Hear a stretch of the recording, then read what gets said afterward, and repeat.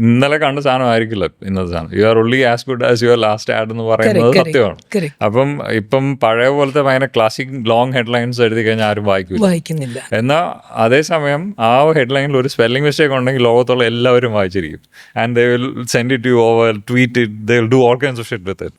ഒരു creative director അല്ലെങ്കിൽ ഒരു art person or a creative person വരയ്ക്കുന്നതായാലും എഴുതുന്നതായാലും it can be from a heart break or പല ഇഷ്യൂസ് ഉണ്ട്. മെമ്മറീസ് ഉണ്ടാവും നമുക്ക്, അല്ലെങ്കിൽ വി ഹാവ് സം അതർ നമ്മൾ പഠിച്ച കാര്യത്തിൽ നിന്നൊക്കെ ആയിരിക്കും. ആൻഡ് അവർ experience plays a big part in it also. ഇപ്പം ഒരു ഇന്റർനെറ്റ് കണ്ടാൽ മതി. ഇന്റർനെ കൊണ്ട് ക്യാമ്പയിൻ ചെയ്യാന്ന് വെച്ചാൽ നടക്കൂല. ഡേറ്റ എല്ലായിടത്തും സാധനം പിടിച്ചുകൊണ്ടുവരും, ആഡ്സിന്റെ റെഫറൻസ് കൊണ്ടുതരും. And it might even write some lines, decent lines, but you need to know which is decent.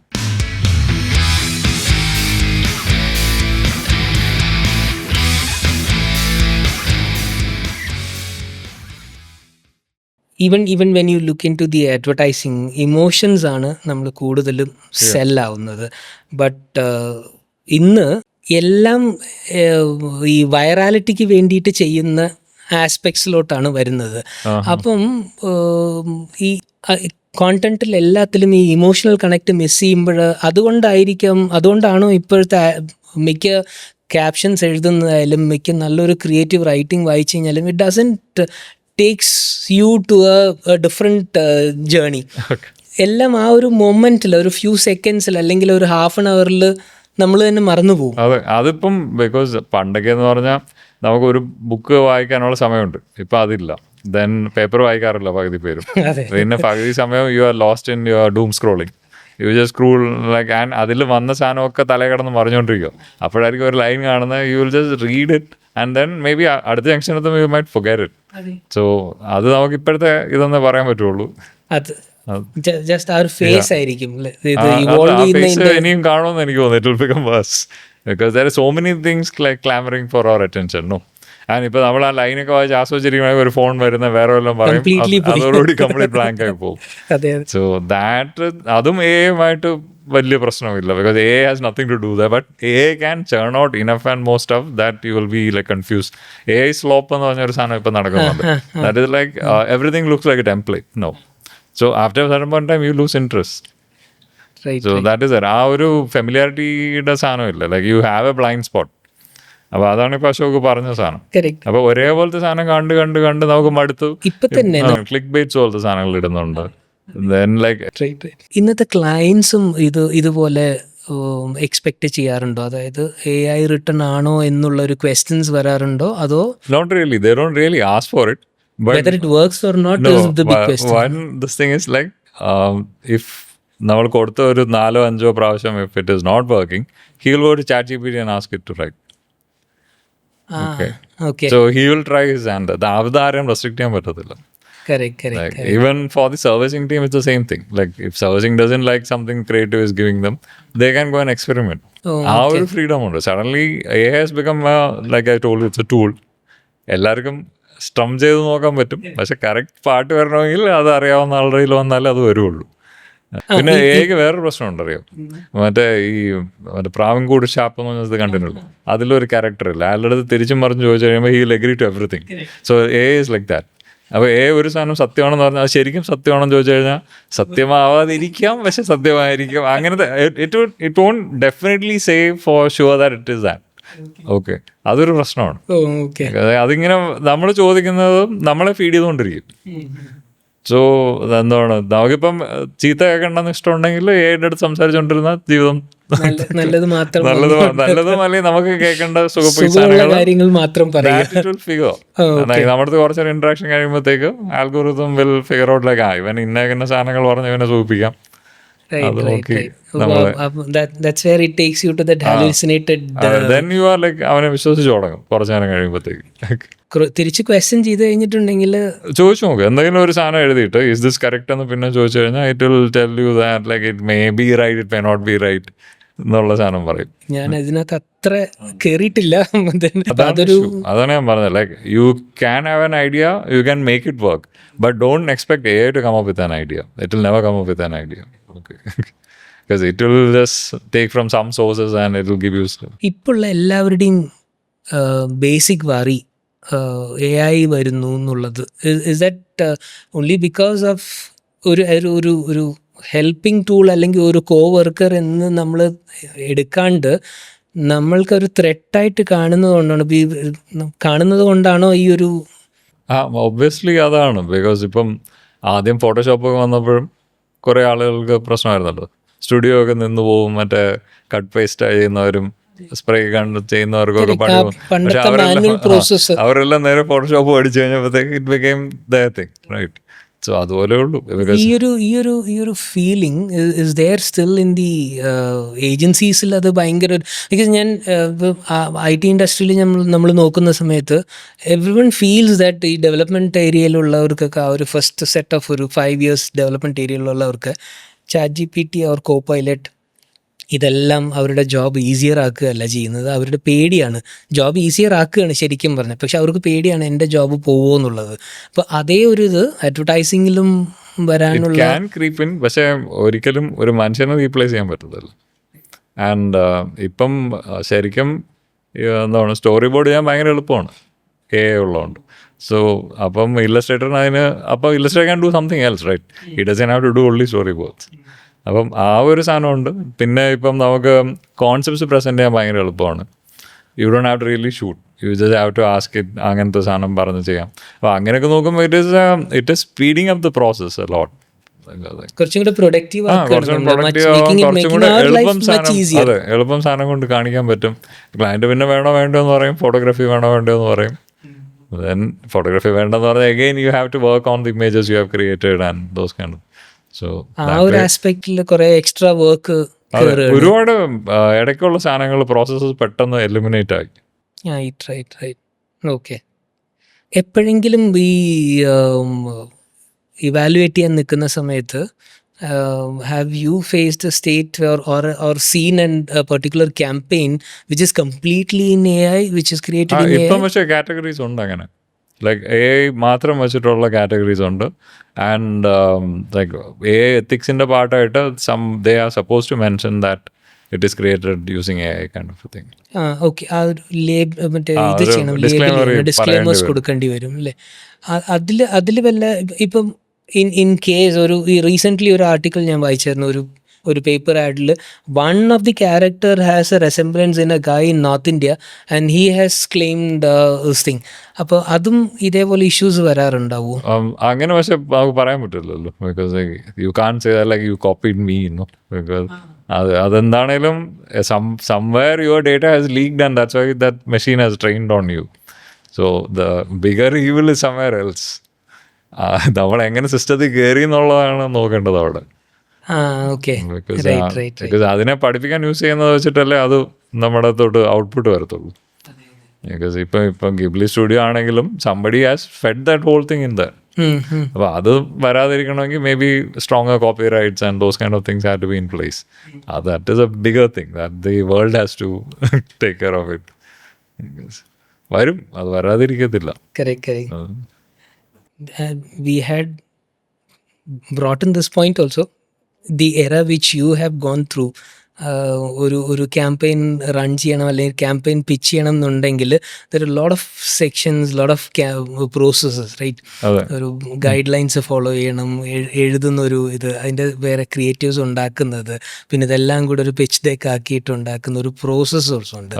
അപ്പോൾ ഇന്ന് ഈ പർട്ടിക്കുലർ ഈ ടൂള് വെച്ചിട്ട് കുറച്ചും കൂടി ഈസിയർ ആയോ അതോ or our effort is just the same but there are some refinement we can sharpen our edges with these tools ആണോ ഈ വന്നിരിക്കുന്നത്? അങ്ങനെയല്ല, എന്ന് വെച്ചാൽ ഇപ്പോൾ കൂടുതൽ സമയം പ്രസന്റേഷനിൽ സ്പെൻഡ് ചെയ്യാൻ പറ്റും. You can refine your presentation better. Because പണ്ടൊക്കെ എന്ന് പറഞ്ഞാൽ ആ സാധനം വരുന്നവരെ you have to wait. ഇതിപ്പോൾ like you can go directly to a Canva or somewhere and you drop all your creative there and work around it. So you can make it more impressive than earlier. Because പണ്ടൊക്കെ പാപ്പന് മാത്രമേ ഉള്ളൂ. അതെ. And that too raw ആയിരിക്കും. ഇപ്പൊ കുറച്ചും കൂടെ ഒരു polished output വരും. പിന്നെ പഴയ ട്രാൻസിഷൻസും അതൊക്കെ പോയി.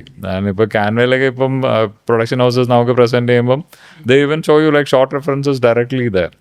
പണ്ടൊന്നും അതില്ലല്ലോ. എൻ്റെ ജനറൽ പോഡ്കാസ്റ്റിൽ there is always a rapid fire session. Can we pitch in? I'll try. I'm not AI. Nice one. Okay. What wins an award? Origin or an effective way of putting it? Even originality. Originality. Well, obviously, originality is the one that wins the award.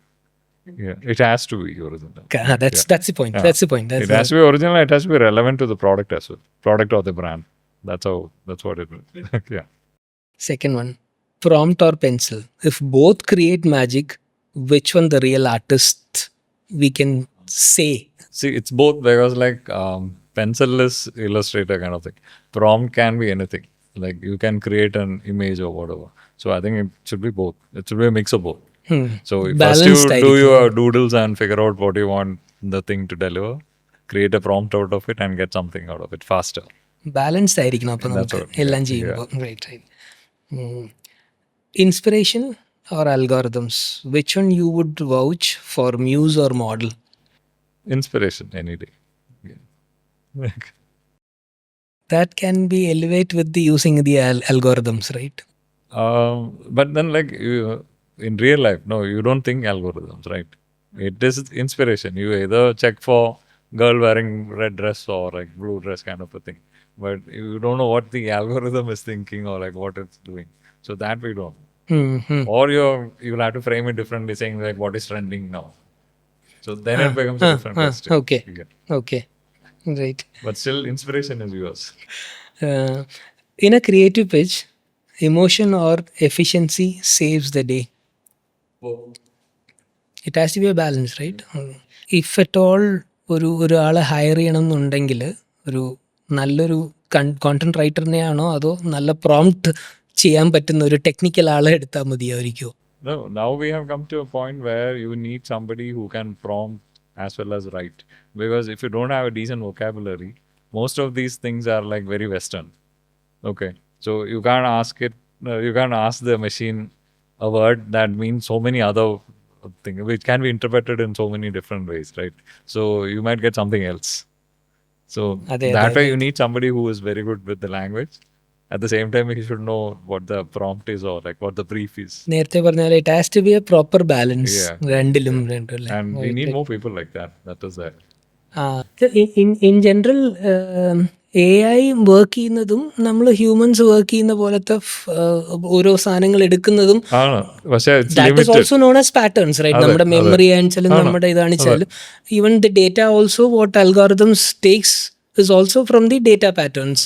അപ്പൊ രണ്ടും similar തന്നെ. Similar ആണ്, പക്ഷെ so far we don't know whether എഐക്ക് feelings ഉണ്ടോ. A is very cold. Like A ആ ഒരു ഇന്ന സാധനം ഇയാൾക്ക് വേണം, അതെല്ലാം എടുത്ത് കുഴച്ച് നമുക്ക് തരും. പക്ഷെ നമ്മൾ കുഴയ്ക്കുമ്പോൾ അങ്ങനെയല്ലല്ലോ. നമ്മൾ അയാളുടെ രുചിയൊക്കെ നോക്കി കുറച്ച് ഉപ്പും ഇതൊക്കെ മാറ്റിയിട്ട് കാര്യം കൊടുക്കണം. സോ ആ ഒരു ഡിഫറൻസ് പക്ഷെ ഇതേപോലത്തെ ഡേറ്റ വെച്ചിട്ട് അതിന് അവർക്കും അത് you have to train it. Okay. Somebody has to be like on even it. The right keywords, right messaging. And as we are speaking, when you upload it, maybe one AI will feed on this and it will start learning. You'll never know. Okay. What is harder today, being creative or being relevant? Relevant depends upon the audience again. Okay. Creative was always hard. True. It was there. Your favorite unlearned moment as a creative guy? So unlearned moment, like you mean an ad which failed? Which failed. Okay. Even a pitch also. Not completely ഒരു add failure എന്നുള്ള ഒരു pitch failure ആയാലും നമുക്കത് എങ്ങനെയാണ് അതിനെ, because there is always A for me there is always A trauma. അത് വർക്കായില്ല, ഞാനത് ഇത്രയും ആലോചിച്ചിട്ട് ഇത്രയും റെലവൻസ്. ഒരു സിമ്പിൾ സാധനം പറയാം. ഇപ്പം ഒരു ക്ലയൻറ്റ് ഒരു സാധനം പറയും, ഒരു XYZ സാധനം which was supposed to be a hit with the Gen Z thing. And so you're meeting the client for the first time. You are opening with saying that like, this is a story and it's based on a Gen Z character. Immediate response from the client is, we are not talking to Gen Z. Okay. then you are like screwed, right? Correct. So we don't know who അവിടെ പോയി. that's it, you're out. Okay. Like, so those kind of things are there. Okay. Depends upon the client and ഒരു line ഞാൻ പറഞ്ഞു കഴിഞ്ഞാൽ, can you finish the future of creativity എന്തായിരിക്കും? How would,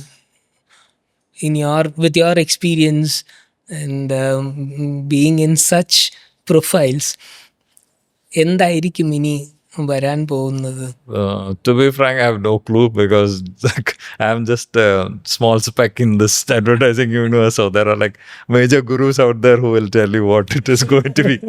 So we rather listen to them. They would have thought about it. To be frank, I didn't think about the future of advertising. ഇപ്പോഴും നമ്മളിപ്പോൾ trendy അല്ലെങ്കിൽ നമുക്ക് connected ആയിട്ടിരിക്കണം എന്ന് പറഞ്ഞിട്ട് എന്തെങ്കിലും campaigns ചെയ്യുമ്പോൾ നമ്മളെപ്പോഴും അങ്ങനെയും കൂടെ ആലോചിക്കാറില്ലേ? നമ്മളൊരു പുതിയൊരു പ്രോഡക്റ്റ് അല്ലെങ്കിൽ ഒരു എക്സിസ്റ്റിംഗ് പ്രോഡക്റ്റിൻ്റെ ഒരു റിവൈവൽ ചെയ്യുന്നു. അപ്പോൾ നമ്മളൊരു നെക്സ്റ്റ് സ്റ്റെപ്പ് ആലോചിച്ചിട്ടായിരിക്കണമല്ലോ ഒരു you find like if you're saying that like you're relaunching something, you need to find a TA for that. Because obviously your old TA would have grown older, or like the product is no longer valuable to them. So that way it is that. So you need to talk to the new guys. You need to talk their lingo. So that is that. So that has to be there. Yeah. But how do we justify our question? Like, is AI killing creativity? Not really. Like, I don't think so. Like, your process, it aids you in a lot of different ways. And the Eric Clapton thingy, it's how good you are and how good you use. You use AI. ആ particular ടൂളിനെ എങ്ങനെ നമ്മൾ നല്ല രീതിയിൽ ഉപയോഗിക്കാൻ how well you manipulate that product is up to you. Because it is just like if you take a guitar, chuma do this thing, nothing will happen, right? So you need to know how to play it properly, and you have to be really good at it. So then that's why so keep training. Like I said, prompts will have to be really good. You need to see which prompt will deliver the stuff. So that kind of stuff is there. Right. So in short, it is not killing. It is making our creative process and creativity evolve to a better shape. True. Right. And there is no escaping AI. There is AI everywhere. For everything, even everywhere it is internet connected. Knowingly or unknowingly, you are like dealing with it. Correct. So ഇപ്പോൾ ഈ നമ്മളുടെ ഈ ഏജൻസീസിലും ഇതേപോലത്തെ tools procure ചെയ്യാറുണ്ടോ? All these are subscription models, no? So larger numbers you need to subscribe to all these things. അപ്പോൾ ഇത് നമുക്ക് എല്ലാത്തിലും പിച്ച് പ്രസൻറ്റേഷൻസിന് യൂസ് ചെയ്യാം, ഫൈനൽ ഔട്ട്പുട്ടിൻ്റെ ചെറിയ റിഫൈൻമെൻറ്റ്സിനും യൂസ് ചെയ്യാനൊക്കെ പറ്റുമല്ലേ? So this is not in this particular topic generally conveys that in a wrong notions, but it is not actually, it is killing the creativity. It is helping your creativity. Because simple ആണ് Photoshop. പണ്ടൊക്കെ background remove ചെയ്യണമെങ്കിൽ it's very easy നൗഡേയ്സ്. ഒരു അടി അടിച്ചാൽ മതി, remove background and enter, that's it. പക്ഷേ ഈ ഒരു ക്വസ്റ്റ്യൻ ഞാൻ ഇടാൻ കാരണം എന്ന് വെച്ച് കഴിഞ്ഞാൽ ഇതൊരു മോസ്റ്റ്ലി എപ്പോഴും പറയുന്ന ഒരു 90% AI is killing creativity, AI is killing creativity, AI is killing this, AI is killing that. AI will kill creativity if you trust only, like if you rely on AI to come up with creative stuff. Blindly AI നെ എടുത്തിട്ട് നാളെ ഒരു add എഴുതും എന്ന് പറഞ്ഞാൽ it won't happen. So you need to have that idea, you need to know what your TA needs and all the stuff. So that's up to you. That's how it is. Okay. അപ്പം thank you so much. Thank you. And ഇത്രയും BC scheduled ഇടയിൽ ഞാൻ ഈ invite ചെയ്തപ്പോൾ accept ചെയ്തതും and ഈ ഒരു ടോപ്പിക്കിന് interesting ആണ് സംസാരിക്കാമെന്ന് പറഞ്ഞതിന് I'm so happy, so glad that our team is so happy about it. Thank you. Thank you. Bye.